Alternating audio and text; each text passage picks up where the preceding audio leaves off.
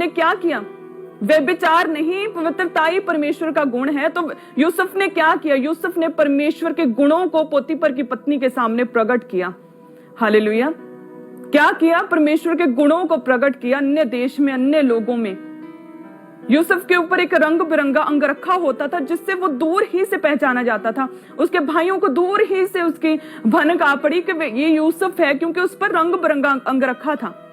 तो उसी तरह से जब आप भी परमेश्वर के गुणों को प्रकट करोगे, व्यभिचार नहीं, पवित्रता ही परमेश्वर का गुण है, जब उसके गुणों को प्रकट करोगे तो दूर ही से पहचाने जाओगे। आत्मा से भरे हुए दूर से सबसे अलग दिखोगे आप। हालेलुया। जब परमेश्वर के गुणों को प्रकट करोगे तो आत्मिक रीति से भी उन्नति करोगे, क्योंकि हम क्या है? हम परमेश्वर की निज प्रजा, हम परमेश्वर के चुने हुए लोग, पवित्र लोग, याजकों का समाज, परमेश्वर के लोग। परमेश्वर अंधकार में से ज्योति में हमें बुलाया है। हालेलुया। सो उसके गुणों को सबसे पहले प्रकट करो। जो कहते हो मेरी बुलाहट, मेरी कॉलिंग, मैं क्या करूं, आई एम कंफ्यूज्ड, तो सबसे पहले परमेश्वर के गुणों को प्रकट करो। ये तो आप ही ने करना है ना, इसके लिए कोई खास लंबी चौड़ी काउंसलिंग की जरूरत नहीं। अपने नेचर को चेंज करो, उस पाप को छोड़ो, सीक्रेट सिन को छोड़ो, उस व्यभिचार को छोड़ो, उस चोरी को छोड़ो, अपनी आदतों को सुधारो, वचन को पढ़ो। हालेलुया। 3 धागों की डोरी को फॉलो करो, प्रार्थना, उपवास और वचन में जाओ। सो परमेश्वर के गुणों को प्रकट करो। यूसुफ ने गुणों को प्रकट किया और क्या हुआ? राजा बनाया गया, प्रधानमंत्री बना दूसरे देश में, अलग दिखा। पूरे भाइयों में, 12 भाइयों में कौन? यूसुफ, जो सबसे छोटा था। परमेश्वर ने उसे अलग किया। कब? जब उसने परमेश्वर के क्या किया? गुणों को प्रकट किया।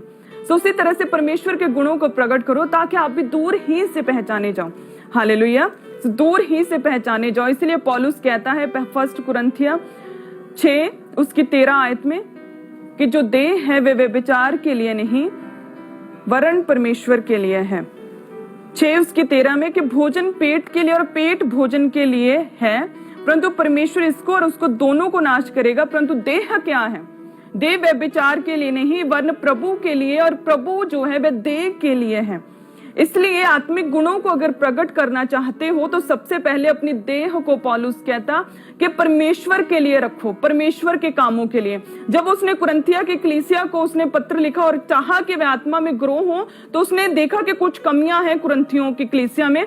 तो उन कमियों को दूर करने के लिए उसने कहा कि सबसे पहले जो ये व्यभिचार है इसे अपनी जिंदगियों से निकाल दो। इसलिए पौलुस ने कुरिन्थिया की कलीसिया को यह कहा कि सबसे पहले देह में से व्यभिचार को निकालो। तुम्हारी देह परमेश्वर के लिए हो, परमेश्वर के कामों के लिए हो, और परमेश्वर तेरी देह के लिए हो। हालेलुया। नेक्स्ट 1 कुरिन्थियों 6 उसके 19 में क्या लिखा हम देखेंगे कि क्या तुम नहीं जानते कि तुम्हारी देह पवित्र आत्मा का मंदिर है